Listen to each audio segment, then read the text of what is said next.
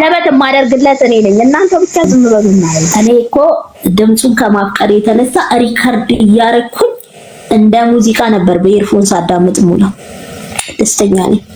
አለ አይደል የሆነ አደንዛዥ ወይ ጫት ውስጥ የሆነ ነገር ውስጥ የሚካለሉት ሰዎች በሱስ፣ እኔ ደግሞ የድምጹ ሱሰኛ ሆኛለሁ። ድምጹን ነው የምሰማው። በመሃል ውስጥ ካልተደዋወልን ድምጹን እየሰማሁ ውልና በመሃል ሲደውልልኝ ድምጹን አንተኑን አጠፋና ሪከርዱን ከዛ የሆነ ቀን ላይ ደግሞ ነገርኩት። እንዲኮ ሪከርድ ወይኔ እኔም እኮ ድምጽሽን ስሰማ ነው ሙሉ ሪከርድ አድርጌሽ ይለኛል ማለት ነው። አሃ የኔ ስሜት አሁን እየተሰማክ ነው እንዴ? አንተ ልጅ ይሄ ነገር እንዴት ነው ያለው? ወዴት እያመራን ነው? ፍቅሬን መልሱልኝ ነው የኔ ትልቅ ጥያቄ። በቃ ራሴ አጥፍቼ 10 ዓመት ራሴ ስጎዳ ኖር ያለው የተሰጠኝን ሰው ስገፋ ሁሌም እንደሚያፈቅረኝ ነው የሚነግረኝ። እኔና አንቺ ሞት ነው የሚለየን ነው የሚለው።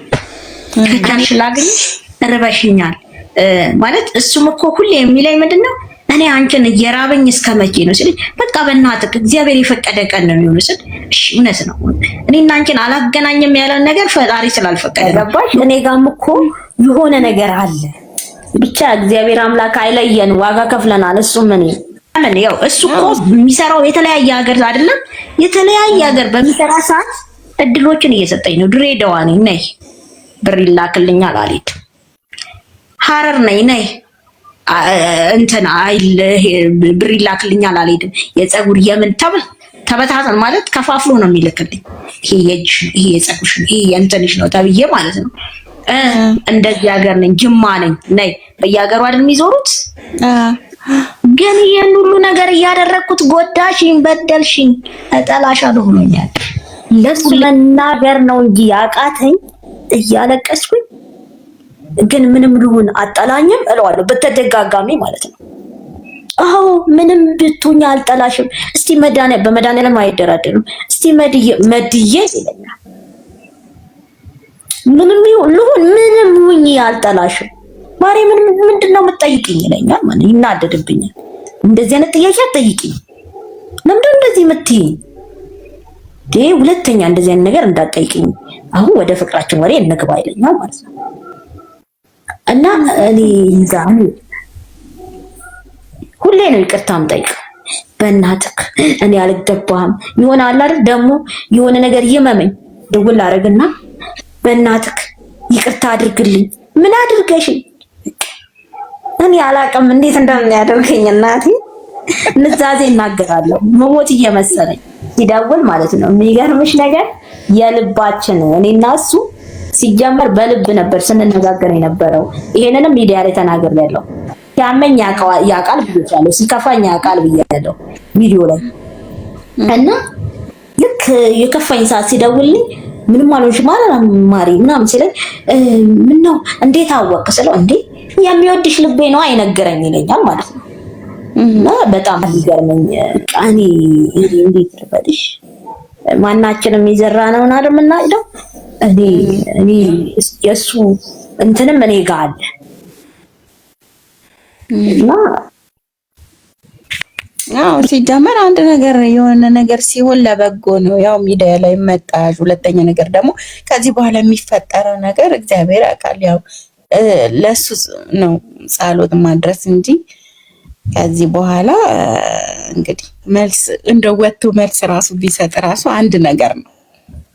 እንዴት መሰለሽ መልስ ይሰጣል። እንዴት እንደምለው ተኪል በህይወቴ ውስጥ ትልቅ ቦታ ያላት እናቴ ናት። ያለ አባት ነው ያደግኩት እና እናቴ ናት ያሳደገችኝ። እናቱ ሞተችበት እና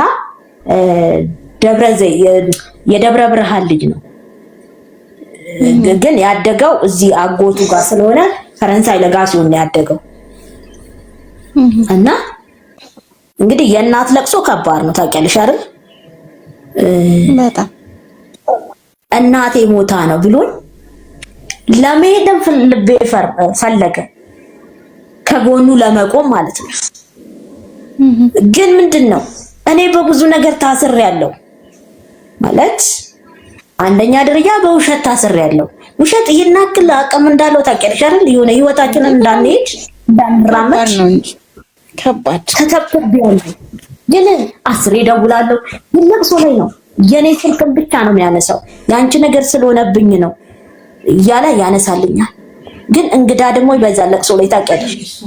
ቆይ አንዴ ማሪ ብሎ ወጥቶ ያወራኛል እና ተብሎ ሲጠራ ሰው መጥቷል ተጠራ ነው ሲባል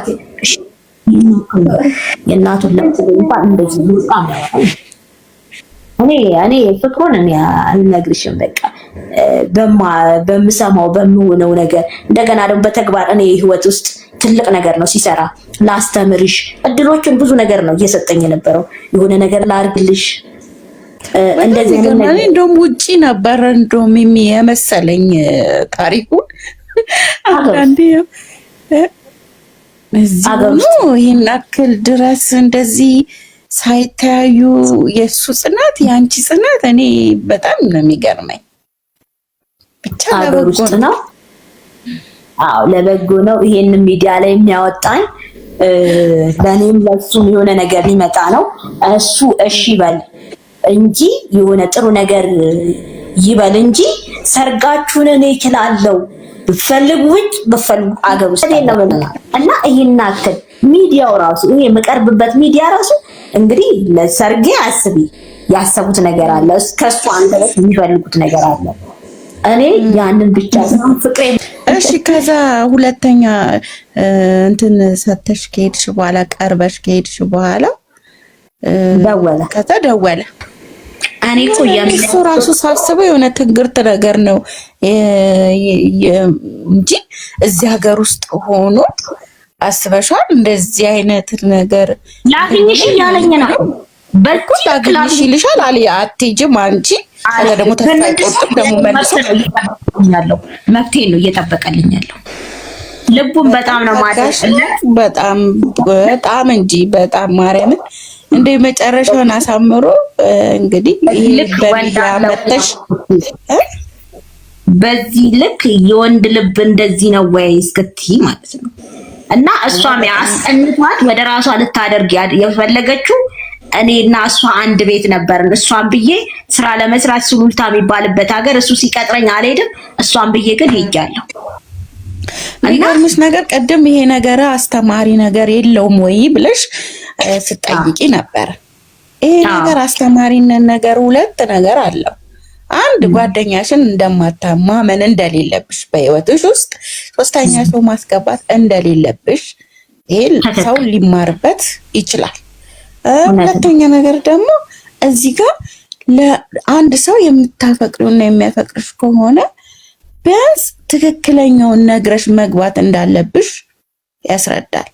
በቃ ምክንያቱም እዚህ ጋር እኮ ዋጋ ያስከፈለሽ አሁን አንቺን ምንድነው አንደኛ ምን ቢያንስ ከመጀመሪያ የሆነ ስቴፕ ቢኖር የምትተዋወቁበት ስቴፕ ቢኖር እዚህ ጋር ነገሩ ባልተበጠበጠ ነው። ይሄ ነገር ቀጥታ ነው የሚሄደው። ምክንያቱም አምኖ ነው አምነሽ ነው ፍቅር ነው ይሄ ይቀጥላል፣ አለቀ። መጨረሻው ምንም የሚያሳስብ ነገር የለም። አንዳንዴ ወንዶች እንግዲህ በባህሪያቸው በጣም ይታገሳሉ፣ በጣም ምን ይላሉ። ያው ጥሩ ወንዶችን ነው የምልሽ። ግን ደግሞ የደበቅሻቸው ነገር ደግሞ ሲኖር ቅድም ብርሃንን ሰምቻታለሁ። ምክንያቱም የደበቅሻቸው ነገር ሲኖር ከዚህ በኋላ ህይወቴ ይሄ ሁሉ አመት ደብቃል ከዚህ ቀጥሎ የምንኖረው ህይወት ምንድነው የምታደርገው ይልሻል። እኔ ለማመን እንዴት አምናታለሁ? ይሄ ሁሉ አመት ቢያንስ አንዴም እንኳን ለመናገር አልፈለገችም። እሱ እኮ ከዚህ ሁሉ ነገር ያንቺን ነው። እኔና እሷ እኮ ግንኙነታችን ያን ይቆመ በቃ እሷ እኔንና እሱን ማጣላቷን ከእሷ እንደበሳሁን እኔ ለእሷ የተነፈስኩበትን ቦታ ስለማቅ እሱ ቶታሊ የዛኑ ቀን እሷ የነገረችው ቀን ስልክ መደዋወል አቆመ ማለት ነው ከኔ ጋር። ወዲያው ስልክ ደውላ ካወራችሁ በኋላ ለኔ መደወል አቆመ። እሱ እኮ በየሰዓቱ ሲበላም ሲጠጣም ሲሄድም ታክሲ ምንም ላይ የሆነ ቦታም ሲሳፈር ይነግረኛል ማለት ነው። ግን ያን ሰዓት ሙሉ ቀን ሳይደውል ሲቀር እሷ ለካ ወዲያው ጠዋት ነገረችው። ሙሉ ቀን አልደወለልኝም። ለካ ተናዶ ነው ያለው እና የዛኑ ቀን ነው የባነንኩት ማለት ነው። እኔ አውርቻላታለሁ። አንደኛ ነግረሻታል፣ እዚህ ውስጥ ገብተሽ ይሄንን ነገር አስተካኪልኝ ብለሽ። ከዛ በኋላ የነገርሽው ለሷ ብቻ ነው። ለማግኘት ፈለገችው። ለምን እንደሆነ ታውቂያለሽ? ግን እሱ መጥቷልም ብለሻላ። መጥቷል። ከዛ ከስራ ቦታ ለምን ያው እሱ እኮ ወደኋላ እንዳትቀሪ በቃ ለእኔ ሙሉን ሀሳብ ሆነ ማለት ነው። እንደገና ደግሞ ጓደኞቼን እያወሩ ነው። ጓደኞችን እስቲ አስተዋውቂኝ፣ አስተዋውቀው አደራችሁን ተንከባከቡልኝ ይላቸዋል። አደራ ይሰጣል።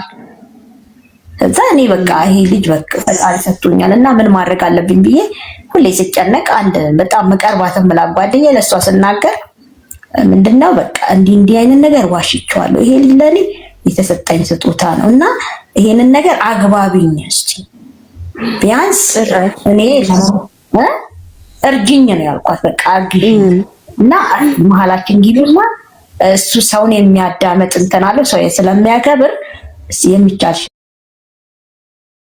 ነገር አድርጊና እሷ እንዲህ ነው እያየሁኝ ነው መውደዷን ፍቅሯን በአንተ እየተጨነቀች ነው እና ያደረገችው ጥፋት አለ እንደዚህ በይና አግባቢ ስላት እሷ ሙሉን ገልብጣ ያባርቅ እሷ አንተን ስትዋሽ አንተን ስትበላክ አንተን አትወድም እሷ ሌላ ወላ ፖሊስ አፍቅራብሃለች ብዙ ነገር ነው ያለችው።